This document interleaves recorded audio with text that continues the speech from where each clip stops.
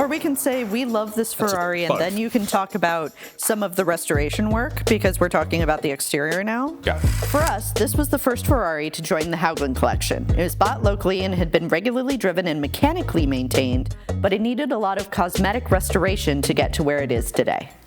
So one of the things that really attracted us to this car when I first saw it is the color. I'm kind of tired of every Ferrari having to be red with a tan interior, but that was really the standard in the 1980s especially. To me, the gunmetal gray is absolutely perfect. It really emphasizes the lines of the car, gives beautiful reflections, gives it a shape that really stands out, but at the same time doesn't look like absolutely every other Ferrari 308 out there. That said, the paint on this car had been redone at one point in time by a previous owner and was done very badly. So there were runs, there were flaws all over it, there were sort of weird wrinkles in the paint here and there, and other issues. At the same time, when he did that, he took all the badges off the car except for the Ferrari emblem on the front. So the nice little Pininfarina badge on the side, the model and everything on the back of the car, all that was gone. For me, I wanted to return it to kind of its former glory. So we repainted the car back again to its nice gunmetal gray and put all the badges back on that were missing. This front bumper is actually the European style bumper, which is a nice, light, elegant piece that provides no protection whatsoever. In the US, they had to have 5-mile-an-hour impact bumpers. There were these giant, heavy things that stuck out. The previous owner of this car had actually taken it off, and he had put in a false grille that kind of covered absolutely everything on the front and tucked the turn signals behind it. It didn't really look right. It wasn't correct. We went ahead and fixed it, but when we did it, we decided to go back to the European-style bumper rather than trying to source the heavy, obnoxious American one. This is the massive US market bumper that sticks out probably about 3 or 4 inches beyond what the European one would do. It at least does something as a bumper, however, looks kind of ugly and adds a lot of weight.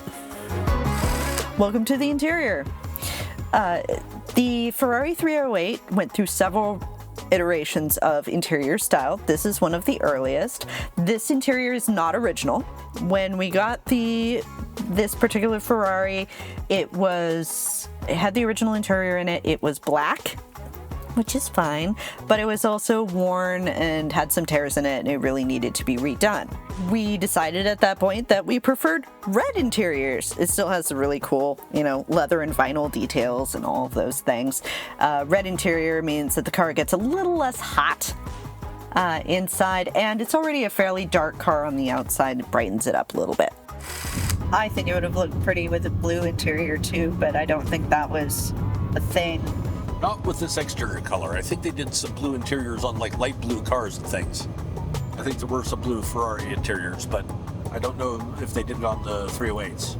And certainly not with this exterior paint color. And that is one of the things that we definitely consider if we do need to restore an interior. It's what is the prettiest color that they did in the time period. And I know they did red interiors in 308s. I don't know if they did it in 76, but either way, it wasn't an original car when we started, so it was a good opportunity to sort of make it mine, but within the theme of what they originally did. Yeah. The windows are electric. The mirrors are not. That is important because when we got the car, it had different mirrors on it that really didn't fit, so we went back to the original mirrors.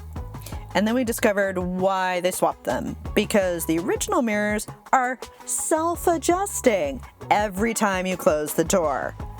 So the electric windows are great because you open the electric window, you adjust the mirror by hand, and then you're good to go. One of the biggest problems these early 308s tend to have is like minor electrical issues. This one had some issues with the design of the fuse box, actually, that caused it to tend to fail to connect reliably on the circuits that were passing through the fuse box. So there are things we could do that sort of patch that or fix it. And I've actually made new fuse boxes for this for exactly that reason. It's coming up with a solution that fixes the problem while maintaining at least some modicum of originality. So they're the same types of fuses, but in the same kind of place, just they don't have the problems that the original fuse boxes had. I love that this is the little Ferrari. I know. Marker. Oh, and I should probably add that one of the reasons that I bought it is because it's a 1976, and so am I. So.